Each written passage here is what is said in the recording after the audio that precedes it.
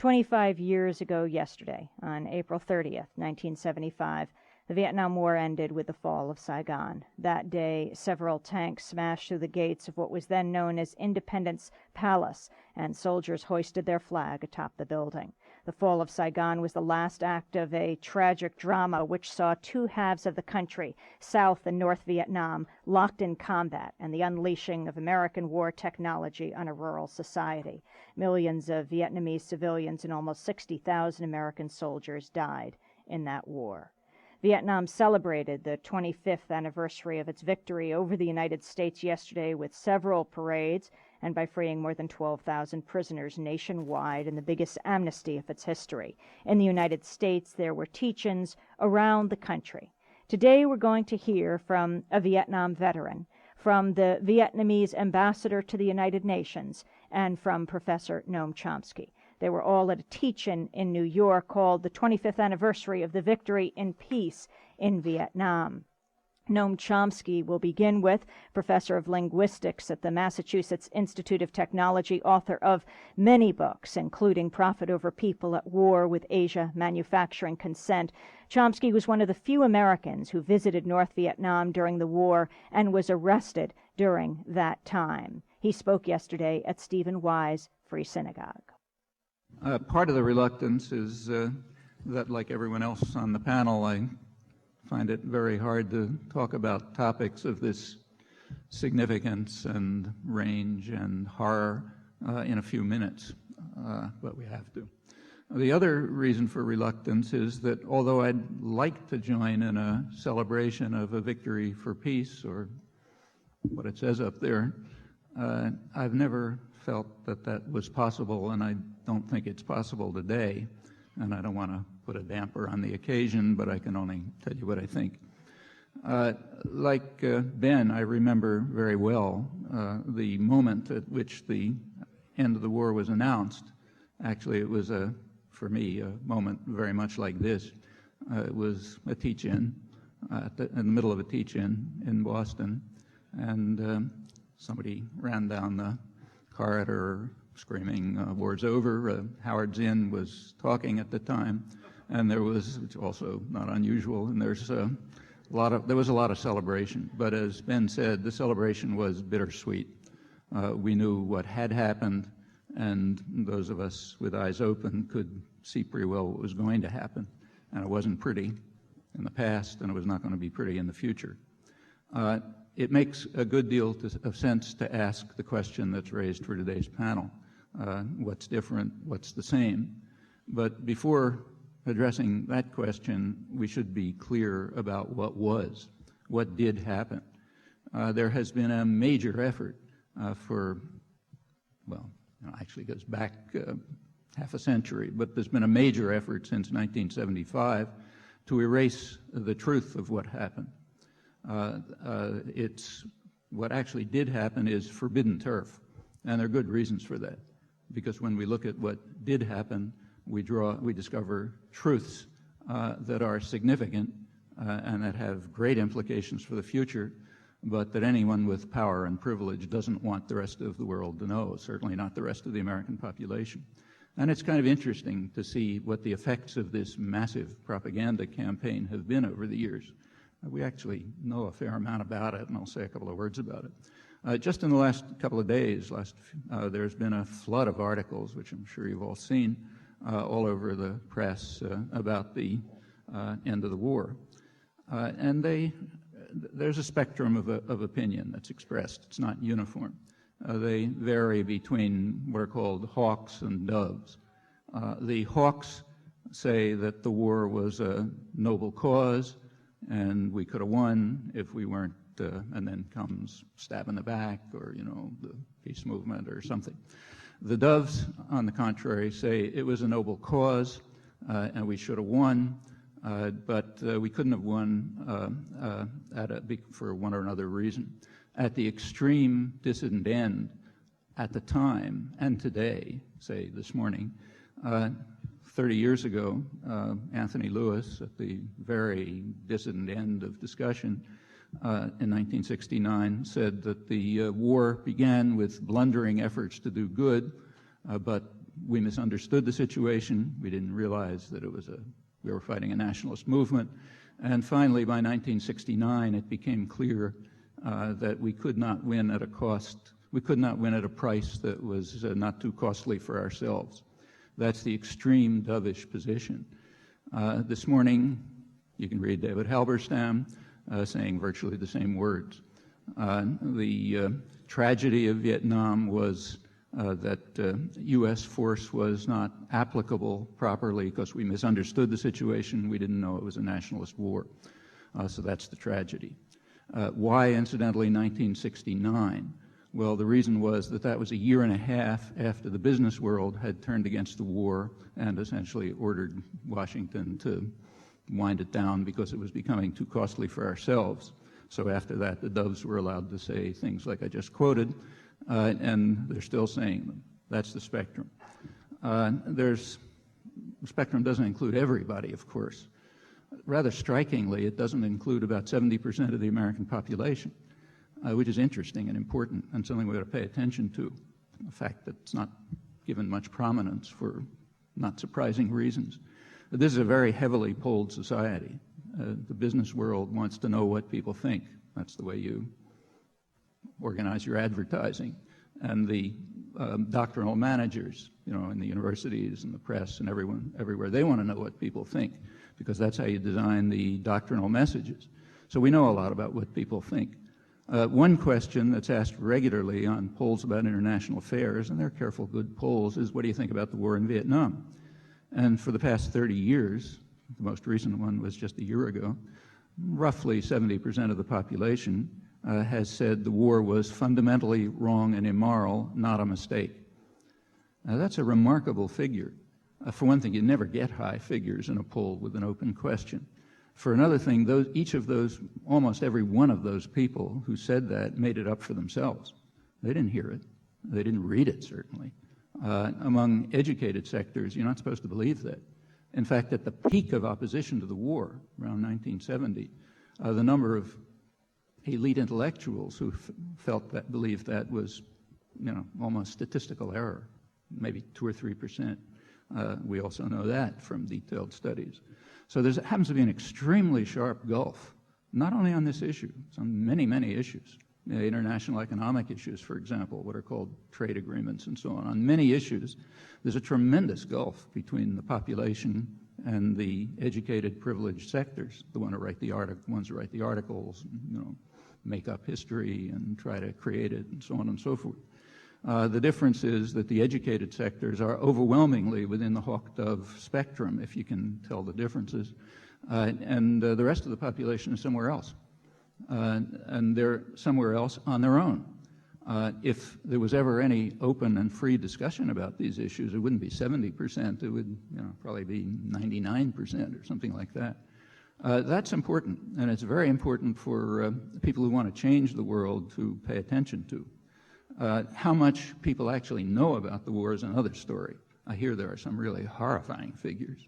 There have been studies in which people were asked how many Vietnamese they thought died during the war, and the average figure is about 100,000. That's as if you took polls in Germany today and asked how many people died during the Holocaust, and the average figure was 200,000. If that happened, we'd think there's something really sick about German intellectual and moral culture, and it's not different here. Fortunately, hopefully, what's sick is highly concentrated in sectors of privilege and power, and that's important. I won't review what did happen because but briefly, very briefly, since the early 1950s, the U.S. blocked every effort at a negotiated peaceful settlement that went until 1975. That included disruption of the Paris Accords of '73. It instituted a standard Latin American-style terror state in the South in the 1950s, which killed about 70,000 people in the 1950s, aroused resistance. When the resistance couldn't be contained, John F. Kennedy invaded South Vietnam. Little hidden secret about the war is it was a U.S. war against South Vietnam, straight out. If anybody else had done it, that's the way we describe it. It was as much a war against South Vietnam as the Russian invasion of Afghanistan was an invasion of Afghanistan. South Vietnam was always the major target of attack. That remained through right till the end. It was devastated. The end result of the war is that 3 countries were devastated, but the one that was hardest hit was South Vietnam, which was the primary target of the U.S. assault throughout. That's the brief story. There's a lot more, and it's a lot worse. Well, this 70% of the population who sort of is out of control, there's a name for their feeling. It's called the Vietnam syndrome. And it's kind of interesting to see the way that's interpreted. So, for example, when these polls are taken, like last year when the last major poll was taken, it's in a academic study. And the commentator, a reasonable analyst, says, here's the way he interprets it. 70% of the population, happen to be maybe, roughly 70% of the population says the war is fundamentally wrong and immoral, not a mistake. And the interpretation is the American people are unwilling to accept the burdens of responsibility for international intervention. No, that's not what they're saying. They're saying you guys are criminals and we don't want to take part in your war crimes. But you can't hear that. What you have to hear is the American people don't want to accept the burdens of intervention, so then you invent the Vietnam syndrome and some fantasy about casualties and so on and so forth. Actually, what the polls are saying is extremely clear. The topic has never been investigated in any depth, and I think the reason is because nobody in privilege wants to discover what they're going to find out. Well, it is understood internally.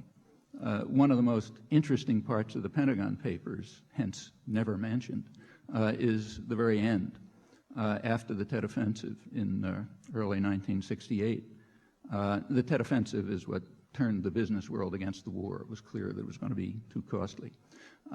Right after the Tet Offensive, January 68, President Johnson wanted the Pentagon to send 200,000 more troops to Vietnam, to South Vietnam, to escalate the war against South Vietnam. The Pentagon refused, and the reasons were interesting. The reasons were that they said they're going to need those troops in the United States for civil disorder control. Because if the war continues, they said the population is just out of control. And they said, it's youth, women, minorities, all kind of groups that are supposed to be passive and quiet and obedient are getting out of control. And we feel we're going to need those troops here. That understanding remained, despite the massive effort since to erase history. By around 1980, it was assumed that things were back under control.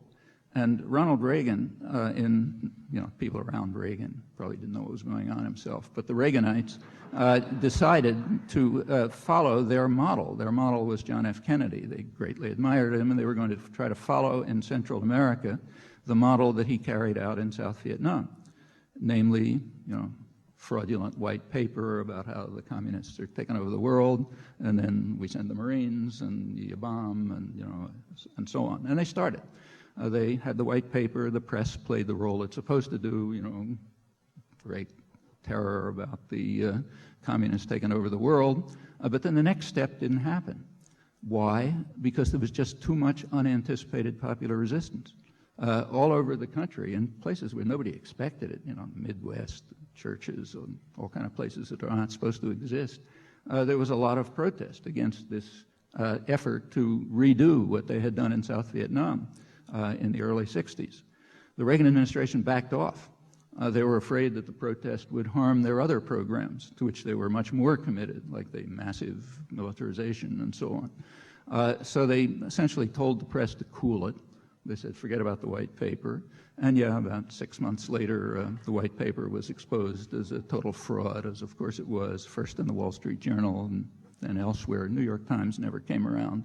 But they backed off, and instead of fighting instead of a direct invasion of Central America, they fought what's called a clandestine war. Clandestine war means everybody knows about it except the American public. And the press certainly knows about it, but they don't talk about it. The U.S. is not a minor terrorist power. It's not Libya.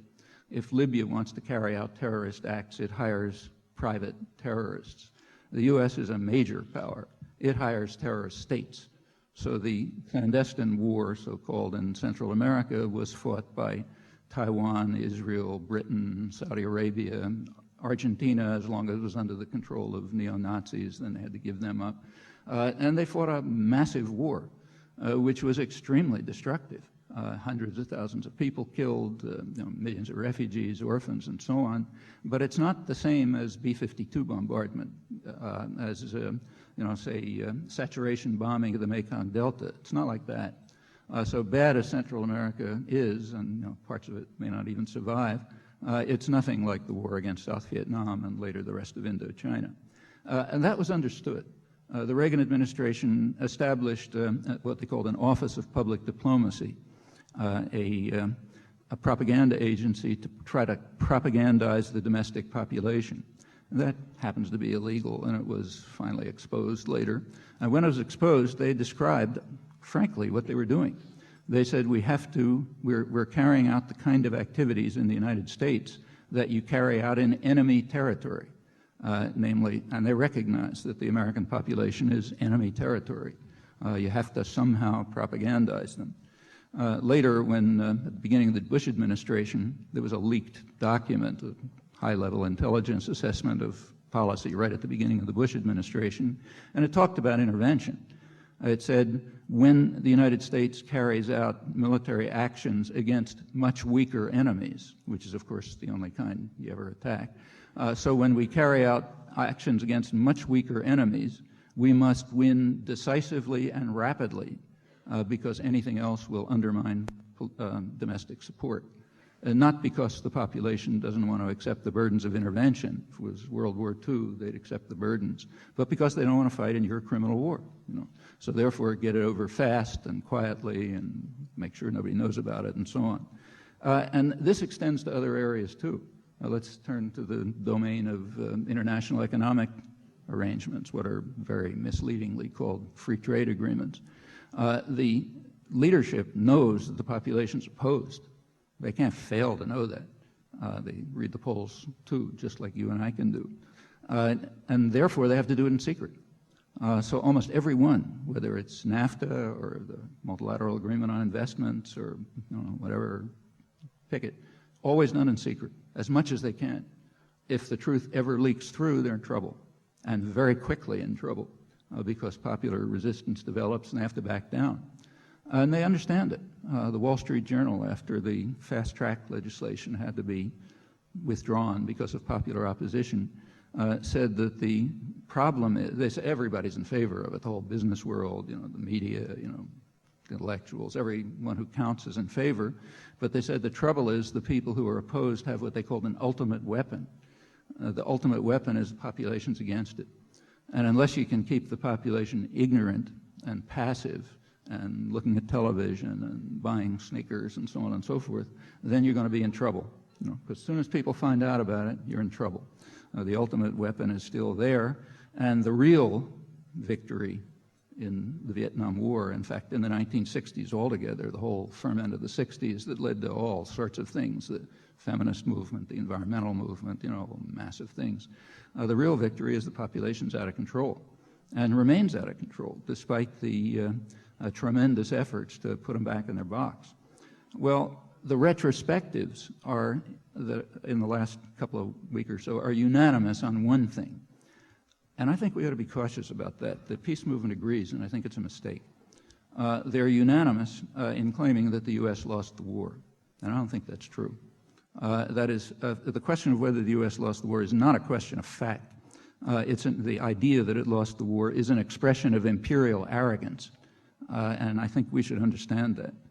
It's true that the United States did not achieve, Washington did not achieve its maximal objectives. That is, it didn't turn Indochina into El Salvador, which is the maximal objective, so they lost in that sense. But they achieved their major objectives, and we know what the major objectives are, and that's very important for the future. In fact, the major objectives, you can tell from the by now declassified internal record, were the same as they always are. Nothing to do with the Cold War. That's mostly a pretext for the last half century. The major objectives in Vietnam are pretty much what they were in Cuba, Guatemala, Nicaragua, Congo, all around the world. They were afraid that Vietnam was going to undergo successful internal development, successful social and economic development, and as it's put in high places, the rot might spread. The rot might spread to others. It might lead to ideological victories for the mode of socioeconomic development that they're pursuing. The virus might infect others, as Kissinger put it with regard to Chile. And you have to make sure that that doesn't happen. They were afraid that the virus might spread to Thailand and Malaysia and on to Indonesia, which is a major prize, and maybe even affect Japan. Japan might have to accommodate to an East Asian region which was independent and developing, and Japan would then become its industrial center. And that would mean the United States had lost the Second World War, which they were not prepared to do in the late 1940s. The Second World War in the Pacific was fought to prevent Japan from being the industrial heartland of an Asian system that it would dominate. Now, the United States was perfectly happy to let that happen, in fact, insisted that that happen after the war, except for the dominate part. So the U.S. plans for Japan and Asia after the Second World War were that Japan's empire should be restored to it. Actually, it was put that way by George Kennet, one of the major planners. We have to return Japan's empire to it, but under our control. Crucial difference. And if the rot spread from Vietnam throughout the region, Indonesia and Japan accommodated China, then, yeah, Japan would have its empire back, but not under our control. And that's the crucial difference, and that goes right up until today, to the East Asian financial crisis, when the U.S. blocked Japanese efforts to set up a $100 billion fund to bail out the countries because it might have gotten out of control. We're right in the middle of that today. Hasn't changed much. That was the major goal, prevent that from happening, and the U.S. won that. Vietnam's not going to be a model for anybody. It'll be lucky if it survives. It's certainly not going to be a model of social and economic development. And if you look around the world at the other interventions, that's what you find consistently. You're going to find it right, you're finding it right now in Colombia and everywhere else you look. That's a kind of a constant that runs through imperial history, and as the U.S. takes it over, as Phyllis pointed out, we just pick up the standard procedure. It's a global empire. You want to make sure that the rot doesn't spread, and it's not. Well, when you have a virus, what do you do with it? You kill the virus and you inoculate the potential victims, and that's what happened. Indochina was killed. Not going to, maybe it'll survive, but it's not going to be a model for anything. And the surrounding region was inoculated. In the 60s and early 70s, the U.S. succeeded in installing brutal and vicious military dictators in every country. And that stopped prevented the rot from spreading. The most important victory, in fact, was in Indonesia, where in 1965, as you know, there was a military coup which instantly carried out a Rwanda-style slaughter, and that's not an exaggeration, a Rwanda-style slaughter which wiped out the only mass-based political organization, killed mostly landless peasants, and instituted a brutal and murderous regime. There was total euphoria in the United States, so happy they couldn't contain it. Yeah. When you read the press, it was just, ecstatic. It's kind of suppressed now because it doesn't look pretty in retrospect, but it was understood. Years later, McGeorge Bundy, who was the National Security Advisor, recognized that he said, and I think he's right, the U.S. should have stopped the war in Vietnam in 1965 because we'd basically won. By 1965, South Vietnam was largely destroyed. Most of the rest was going to quickly be destroyed. And we had saved the major prize, Indonesia. Rot wasn't going to spread to Indonesia after this delightful Rwanda-style slaughter. That's not a defeat. It's a partial victory. And it was understood. The international business community understood it by the early 70s. They said, you guys are crazy. If we're going on with a war, what's the point? Well, after 1975 comes the need to erase the memories, because the memory, and as I pointed out there, among educated circles, it wasn't very hard because they never had the memories. They never saw what was going on. They wouldn't allow themselves to. Population saw. And it's intriguing to see how it's done. There's, of course, no war crimes trials. Major, huge war crimes, no trials, no reparations, no apology, nothing. Robert McNamara wrote a book a couple of years ago which was described as an apology. The reaction was interesting. He was attacked by the Hawks for treachery, and shockingly, he was welcomed by the Doves for having finally come around to their side. Let me stress, shockingly, because what McNamara in fact said was, yes, there was a crime, we couldn't win. And his crime, he said, is I didn't tell people quickly enough that we couldn't win. And he did make an apology to the American people for having caused them problems, not to the victims. Not to those 4 to 5 million people who are dead and the others who are dying right now from chemical warfare and so on and so forth. No apology to them, and certainly nothing to do to help them. But that's considered an apology. Well, you know, in a way, he went beyond others. President Carter, his position was different. His position was, I'm quoting, we know that we owe Vietnam no debt because the destruction was mutual.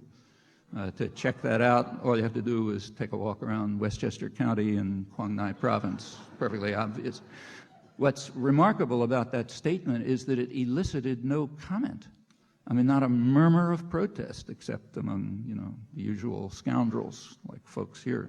But no comment to say that we owe them no debt because the destruction was mutual. George Bush came along, and he actually picked the anniversary of Kennedy's invasion of South Vietnam to intervene to prevent the European Union and Japan from their efforts to end the Vietnam embargo, which was part of punishing them for daring to stand up to the master. So he blocked that.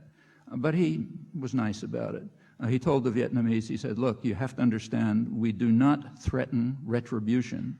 We only want an honest accounting of the crimes that you committed against us. That's all. Again, no comment.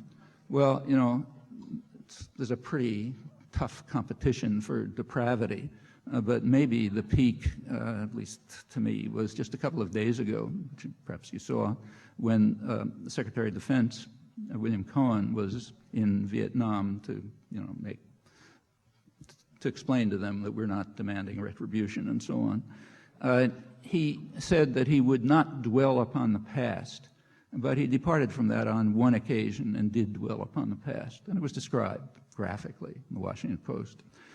He and 250 women dwelt upon the past.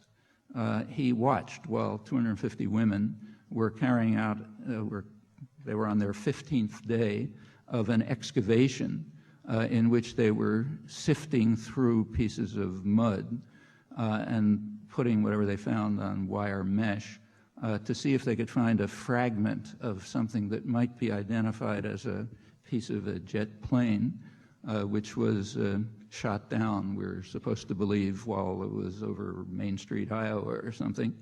And if they could find maybe a piece of a jet plane, maybe they could identify the bones of, you know, the remains of some pilot. Well, you know, that's proper. But here's 250 women. The only thing they have to do is sift through the mud for 15 days while William Cohen watches them. That means you don't just win a war. You have to degrade and humiliate the victims. That's extremely important. In fact, there's a name for it in international strategic theory. It's called credibility, establishing credibility. You have to, that's why you bomb Yugoslavia. That's why you kill hundreds of thousands of people in Iraq. You must establish credibility. That's constant. People have to be afraid of you. You want to understand why? Just ask your favorite mafia don. He'll explain. If somebody gets out of line, you don't just take the money from them they're supposed to pay. You beat them to a pulp. Then everybody else gets the idea. That's a leading principle of world affairs, and it remains so. Well, there are heartening aspects to all of this, and let me mention them. And again, that's what I said. The worst rot, and it is a very profound rot, is concentrated in privileged, educated sectors. A good deal of the rest of the population really is out of control. That's the real achievement of the 1960s and everything that followed, and it's the real hope for the future.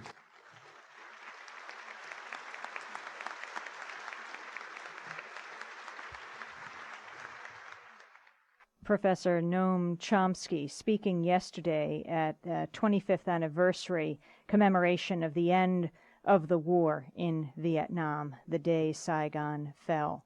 When we come back, we'll hear from a Vietnam veteran and the Vietnamese ambassador to the United Nations. Stay with us. The moment when the war came to an end 25 years ago was a bittersweet moment for me. As I recall, which is not very clearly, I got drunk as a skunk somewhere in North Carolina. The war had finally come to an end, but you know, I had wanted more. I wanted peace with honor. Now, honor is not so mysterious. It means being honest, accepting responsibility, making amends for injuries. I didn't want much. I wanted official apologies, reparations, technical assistance for Vietnam, and a change in the government, a whole new government here at home. What'd I get?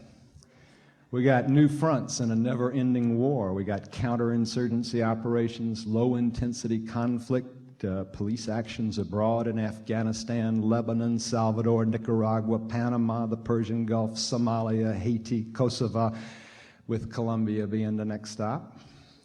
We got censorship and repression at home, orchestrated by the military-industrial complex and the national security state, their allies and agents. Look at what happened to the sanctuary movement, the South African Solidarity Movement, militant environmentalist, and the new anti-terrorist measures. And somewhere along the line, the Soviet Union disintegrated, but not the subversion of democracy. There was no repudiation of the policies which created such destruction. There was no resolution of the prolonged crisis of legitimacy. The system still isn't working for most people. It's still killing people at home and abroad. So some kind of peace came to Vietnam 25 years ago, but not to me. For one thing, we were changed. That war was unwinnable long before most of us got to it, but no one told us, or we didn't listen. We had to find it out for ourselves. It was an experience which could raise your consciousness. We learned a new American history. The U.S. is not a democracy, but an empire, not a benign empire, founded on genocide and slavery, expanded on commercial interest and chauvinism, wrapped in a missionary spirit. We learned a new military history. Most U.S. wars have been wars first of conquest, then of intervention, sending soldiers somewhere to fight with the people who live there over how they can live or which government they can have or if they can live at all. Even the details look a little different to us. The U.S. military learned to practice total war, wars on entire populations, modern wars. We fought the Native Americans for centuries, killed or relocated them and took their land. We took Indian fighting to the Philippines in 1898, and then we found Gooks to fight in Mexico, Haiti, and Nicaragua. We refined our technology of death, machine gunning Moros on Mount Dajo in 1906, firebombing Kako bands in the Haitian boondocks in 1919, strafing Sandinista villages in 1929, finally incinerating Hiroshima and Nagasaki in 1945. We still refine it. In the Gulf, we proved the futility of opposing U.S. interests with fuel-air bombs on the highway of death. And according to one report, that videotape persuaded Slobodan Milosevic to withdraw from Kosovo. Makes No Gun Ri in Korea, My Lai in Vietnam, the firefight in Mogadishu look like trivial excesses, lapses of discipline. After all, most of the people we killed in Vietnam were non-combatants, and we killed them at a distance with explosive and incendiary devices. We even found a new veterans history. Our government has only rarely kept faith with its veterans, from the Revolutionary War veteran cheated out of his bonds to the Civil War veterans defrauded by lawyers in cahoots with a corrupt Veterans Administration, to the World War I bonus march vets dispersed by bayonet from their nation's capital, the Korean War POWs accused of disloyalty, the atomic vets of the Cold War dying of cancer by friendly fire. For another thing, we had some problems of our own. We had to help heal ourselves. We formed rap groups to deal with alienation, which was the original Vietnam syndrome, and post-traumatic stress. We started going back to Vietnam to help rebuild what we had helped destroy. We even built our own memorial, the wall in Washington, which is now so popular with tourists that we forget how bitter was the opposition to its design. We had to deal with the POWMIA legend, a story started by the Nixon administration to rally support for his secret plan to end the war, and then fostered by anti-communist fanatics and more than a few crooks and charlatans inside the government and out. We tried to force recognition of dioxin poisoning from Agent Orange exposure. The government began to give us that finally, just as it began sending 500,000 men and women into the Persian Gulf, where the Pentagon did them with depleted uranium, nerve toxins, and experimental vaccines the same way it had done us with defoliants. We watched as the major legislative reforms of the Vietnam era, the War Powers Act and the Independent Counsel Statute, were ignored or flouted or perverted in an orgy of partisan bickering, then abandoned. We saw another reform, the all-volunteer Army, racked by the everyday and deadly oppressions of our society, race and class, which loaded up the military with minorities, poor people, and immigrants. Gender, which left women subject to sexual harassment at every level. Sexual identity, where don't ask, gave a green light to witch hunts and finally to murder. We learned of the environmental costs, the toxic wastes abandoned in the Philippines and Panama, and also Kaho'olawe in Hawaii, Eglin Air Force Base, Cape Cod, Fort Drum, Fort Dix. Diamond Shamrock's production of Agent Orange in the ironbound community in Newark left a Superfund site so toxic that today it's capped and fenced and under guard 24 hours a day, 7 days a week. You can go to see it. We saw how the lessons of our experience became military control of the media and minimum American casualties, which turned into unreported deaths and hidden injuries. How many Panamanians died in Operation Just Cause? No one counted. How many Allied soldiers were injured in the Persian Gulf? That count is still coming in. Now, these events have some things in common. The real lessons of our experience have been ignored or corrupted by the same folks who sent us to Vietnam and their political heirs. The machinery of death is more efficient, certainly more expensive and profitable. In fact, while it's politically dangerous to risk a soldier's life in responding to ethnic cleansing in the Balkans, it's okay to send Marines to their deaths in a flawed and unnecessary but very expensive and very profitable airplane like the Osprey. Well, you know, it's enough to make you crazy. So how crazy are we? People say that the U.S. could have won the war. We know they could not. People say the anti-war movement harassed and betrayed the soldiers. We remember that the government drafted and enlisted us, lied to us, and let us die. By giving me something constructive to do, the anti-war movement saved my sanity and maybe saved my own life. People say that the anti-war movement lost the war. Wait a minute.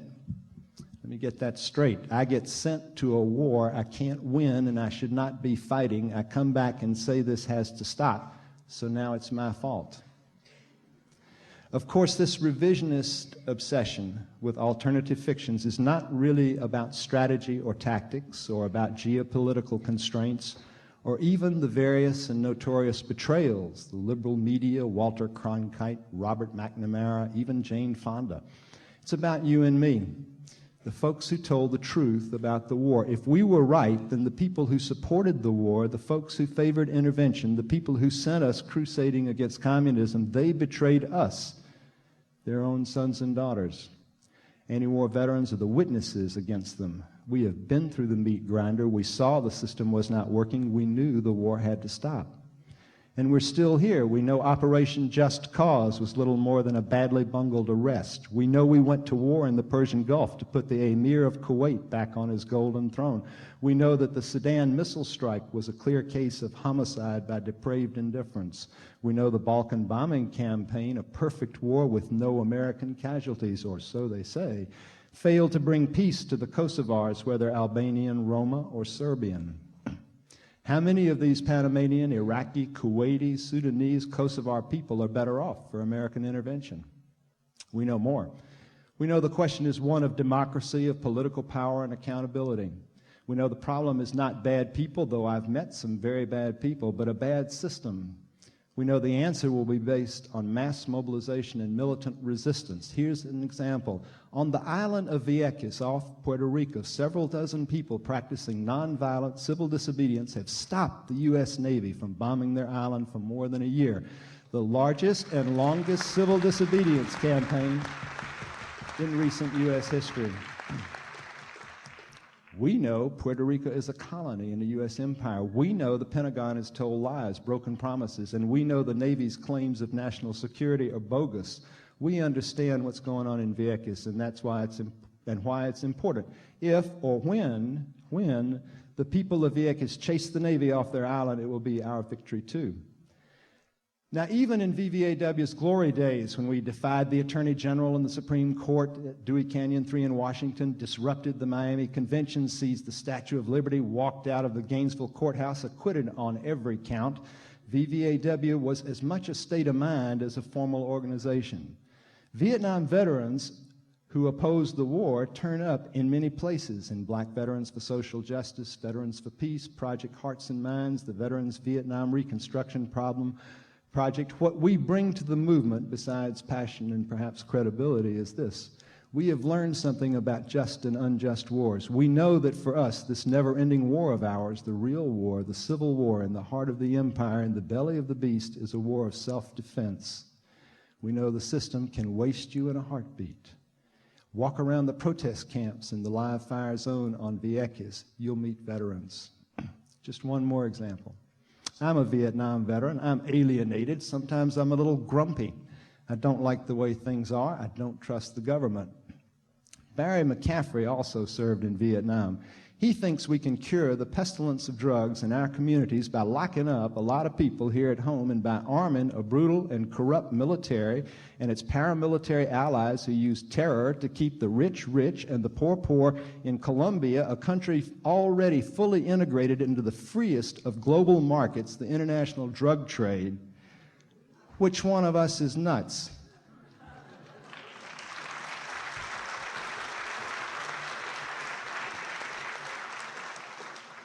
So 25 years after the fall of Saigon, I'm still a Vietnam veteran. I'm still against that war, and I'm still looking for peace with honor, but I will settle for peace with justice.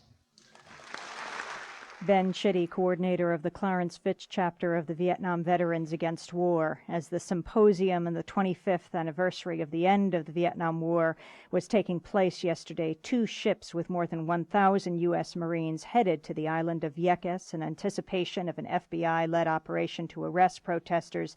At the same time, U.S. and British warplanes bombed northern Iraq. And finally, we end with the ambassador to the United Nations from Vietnam, Nguyen Thanh Chau.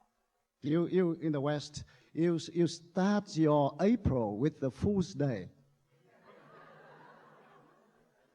And we, the Vietnamese, we ended our April 25 years ago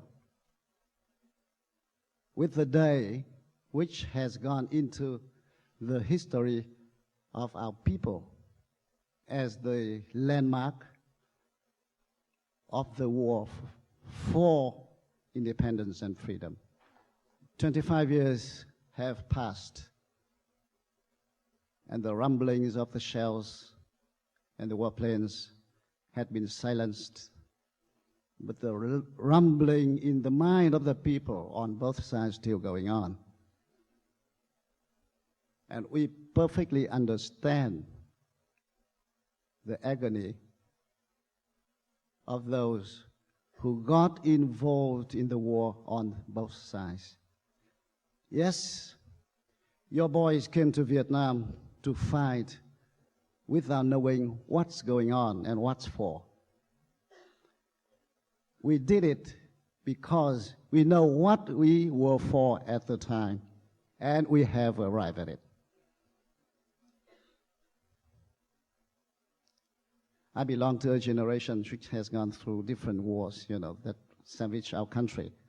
And I think that's enough. No, war is no good. Nowadays, you can have, some kind of crazy doctrine about, let's war have a chance. But I don't think it's proper to say so, We suffer in the war. We understand the sufferings of the people in the war. And we also know that we have the Nobel Peace Prize. We don't have the Nobel Prize for war.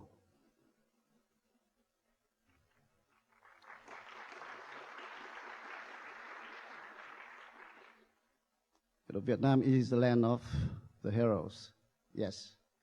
We have 8,500 mother heroes who lost their relatives, who lost the member of their families in the war. Some of them lost entire family, from the husband to the sons and daughters to the grandchildren. Yes, they were heroes, but they suffer so much. We also have 300,000 people still listed as missing in action. And you understand what the agony would be on these people. We also have thousands of deformed babies and children born to the families with parents affected by Agent Orange, sprayed on the people of Vietnam by the United States. The responsibility is clear. And I believe that it's now time that serious thought should be focused on these issues on both sides.